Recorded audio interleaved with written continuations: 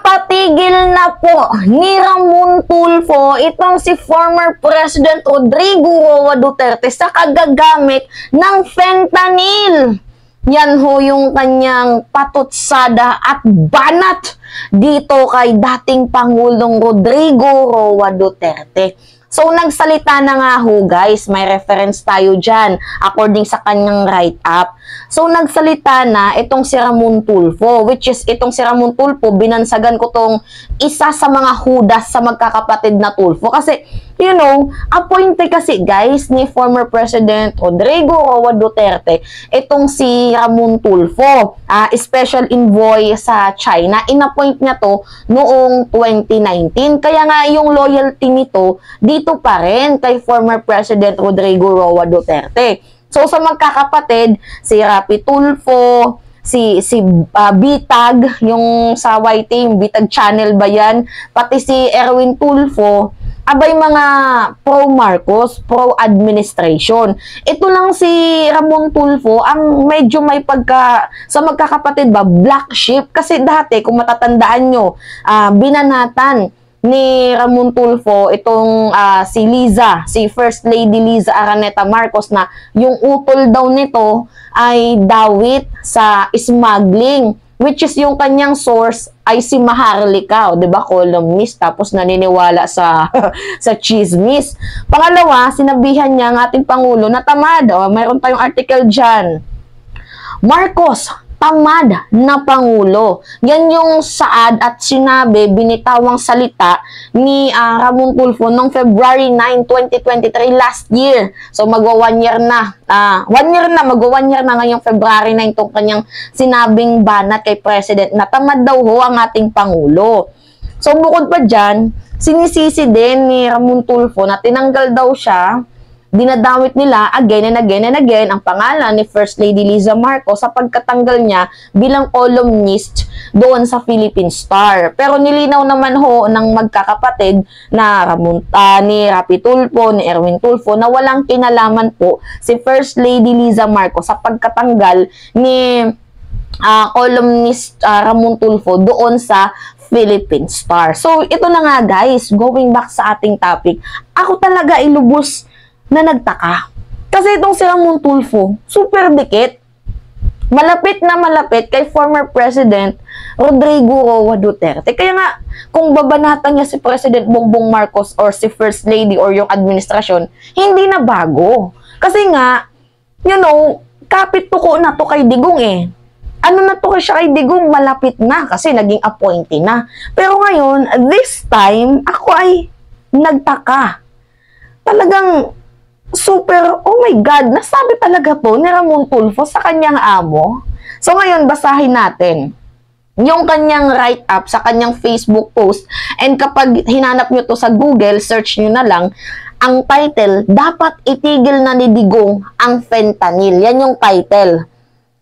Ewan ko kung anong tabloid dyan. Abante pala, Abante. Search nyo sa Abante, yan yung title. Pero gusto ko first-hand information talaga. Dito ko sa kanyang Facebook nagtungo. So ngayon, ito yung sabi. Bago nyo basahin ang column ko ngayon, isang disclaimer. Wala akong kinakampihan sa bangayan ni na dating Pangulong at ni dating President Digong or PRRD at Pangulong Bongbong Marcos, BBM. Kahit na malapit na kaibigan ko si Digong, mali siya sa pag-aakusa kay BBM na isang drug addict dahil wala siyang ebidensya. Exactly. Tumpak, ganun. Diba? Hindi tulad ng mga Duterte Bobo supporters na wala ngang ebidensya, abay pinipilit nila. So ngayon, bago magpa-drug test si Pangulong Bongbong Marcos, kung yan yung hamon nila, ilabas muna nila yung papel or yung record na nasa narcolist nga itong si President Bongbong Marcos na siya ay addict or bangag or nagtitake ng drugs. Kasi guys According na din mismo sa former head of Dangerous Drug Board Chairman na appointee ni dating Pangulong Rodrigo Roa Duterte na si retired General Santiago Dionisio, abay wala din silang nakita noong panahon niya nakasama sa list itong si President Bongbong Marcos na nagtitake ng drugs. Kaya nga sabi niya, bakit ko ba iimbitahin sa isang forum si President Bongbong Marcos kung siya ay addict? 'Di ba? 'Yun yung binitawang statement, salita ni retired General Dionisio Santiago na appointed din ni Digong bilang head of the Dangerous Drug Board Chairman. So, nilinaw na din ng PDEA, beside pa dyan, yung PDEA na din mismo ang naglabas na never ever na napunta sa list or napabilong ang pangalan ni President Bongbong Marcos, even nung senador pa siya, ang kanyang pangalan bilang isang, nagtitake ng drugs or kasama sa list ng narco list. So ngayon, kahit nga din itong si Ramon Tulfo, may tama ka ngayon. At this moment, hindi yung may tama ka sa utak, kundi may tama ka talaga. Yan yung masasabi ko. Dapat ganyan, dapat ganyan, Ramon Tulfo. Ganyan yung gusto ko sa'yo eh. 'Di ba? So, tahasang sinabi ni Digong na nasa listahan daw si President Bongbong Marcos ng Philippine Drug Enforcement Administration PDEA nung administrasyon pa niya. Pero malakas na pinabulaan na ng PDEA ang sinabi ni Digong kung kaya't nagmukha tuloy siyang sinungaling. Ang sakit. Sakit naman ito. Sinungaling si Digong. Yung mga DBS supporters na nanonood dyan. Wag po. Wag po. Wag. Masakit yan sa tenga. Sasabihan yung amo nyo ng sinungaling. Galing pa mismo yan sa former appointee ni Kadigungan na inappoint niya bilang special envoy sa China. Tapos maririnig nyo na yung inyong amo ay kanyang binabanatan. Masakit to. So ngayon, sabi pa dito, para tuloy kapani-paniwala ang sinabi ni President Bongbong Marcos na na-impluwensya lang si PRRD ng fentanyl, kung kaya't ano-ano na lang ang pinagsasabi nito. Kaya nga naniniwala pa rin itong si Ramon Tulfo, sa madaling salita, parang naniniwala na ako kay President Bongbong Marcos na talagang epekto na to ng fentanyl sa kanya. At ito yung malala dito. Matatandaan na inamin ni Digong nung nasa pwesto pa ito na siya'y gumagamit ng fentanyl. Alam niyo na yun guys na nung 2016, inamin niya prescribed by doctor kasi yung dito niya ba guys, diba? Never ending pain yan. So, kailangan niya ng yung pain reliever. Diba? Itong kasing fentanyl na to, matinding gamot sa mga sakit. Mga sakit ba?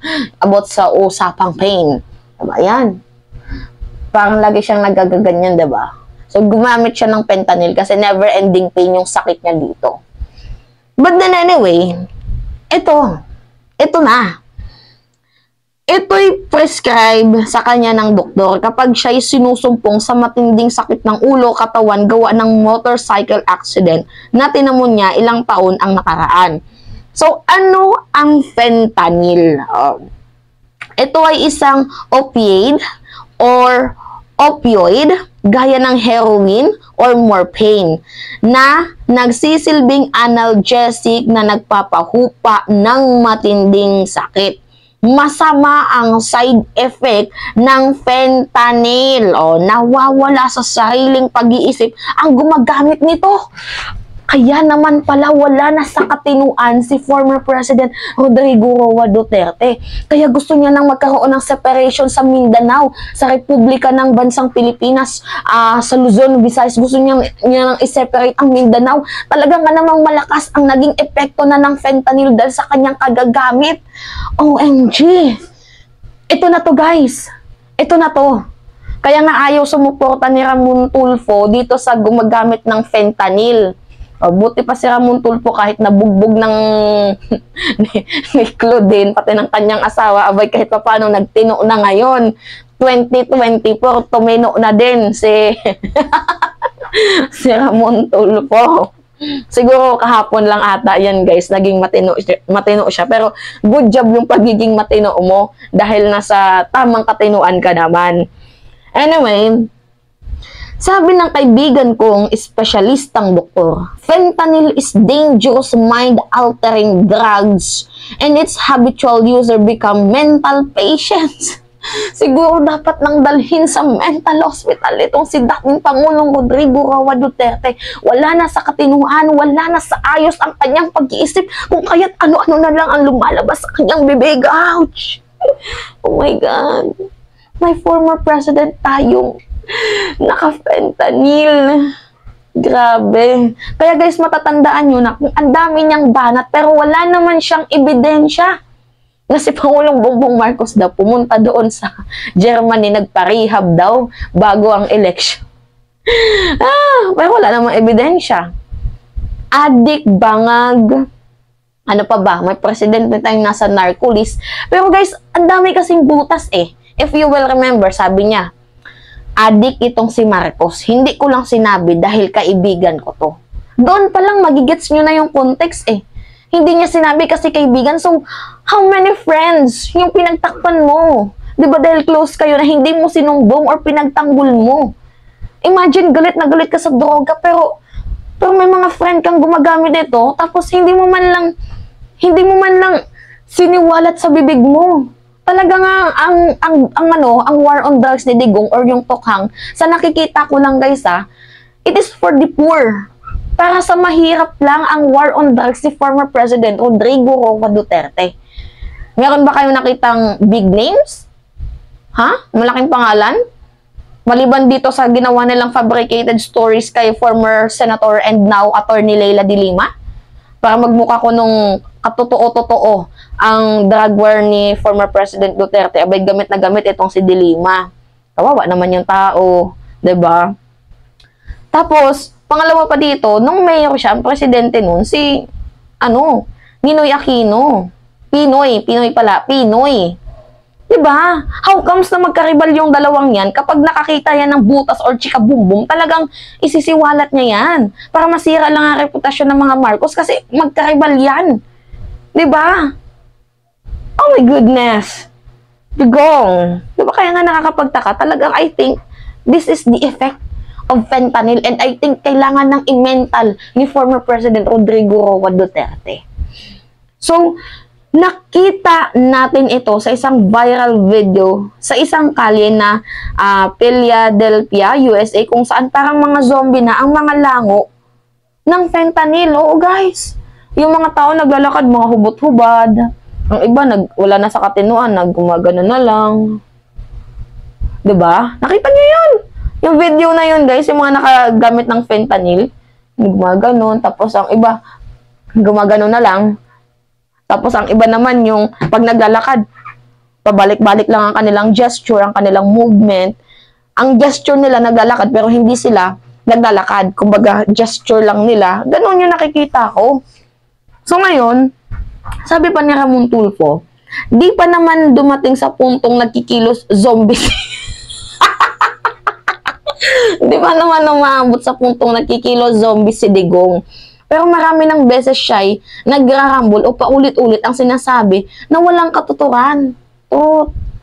So, noong kasagsagan ng pandemic, kapag lumabas si PRRD sa TV, ay paulit-ulit at babalik-balik ang kanyang sinasabi na napakahabang oras. May isang pagkakataon na pinutol na ng Malacanang Radio TV unit ang kanyang talumpati dahil parang wala ng katapusan at patutunguhan ang kanyang sinasabi. Sana ipatigilin na ng mga doktor ni Digong ang paggamit niya ng fentanyl dahil nagmumukha na siyang wala siyang sariling pag-iisip. Nagmumukha na siya na wala siya sa kanyang sariling pag-iisip. So, pakinggan ko ang talumpati ni Digong ng Linggo gabi sa Davao. So, napakinggan pala ni Ramon Tulfo ang hanash ni former President Rodrigo Roa Duterte doon sa Davao. Prayer rally, pero may prayer rally ba na pinuno ng putang ina yung kanyang prayer rally, 'di ba? Banat dito, banat doon, hugot dito, hugot doon, pero wala namang sapat na ebidensya. Sama mo na si Harry Roque. Kasi balak daw nilang kasuhan si Pangulong Bongbong Marcos ng ad hominem kasi nga daw tarantado. Hindi daw sinagot ni President Bongbong Marcos ang tanong ni Kadigungan kung gumagamit ba ito ng droga. Ang hina naman mag-isip ni Harry Roque. Nakakaloka guys. Ang hina niya mag-isip, promise. Paano sasagutin ni President Bongbong Marcos yun? Lumabas na yung list ng PDEA. Diba? At saka bago nyo hamunin ng drug test, itong current administration, make sure naman na ipakita nyo muna yung pangalan niya na nasa narco list. Diba? Did you really get my point? Anyway, yan guys yung banat ni Ramon Tulfo. Galing na mismo yan sa kanyang appointee ha. Matalik na kaibigan at appointee. Kumbaga malapit sa abo itong si Ramon Tulfo. Malapit sa kusina itong si Ramon. Pero binanatan niya ang kanyang amo dahil talaga nga namang mayroon siyang nakitang mali.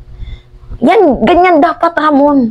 Napapabilib mo ako at this moment, at this point. Sana ganyan ka lagi. Sana masarap yung ulam mo palagi. Sana hindi ka nahudas. So, ngayon guys, yun lamang ho, in-update ko kayo. So, it's me again, si Mima Alicia nyo. Tagbabalik ulit para sa ating panibagong video.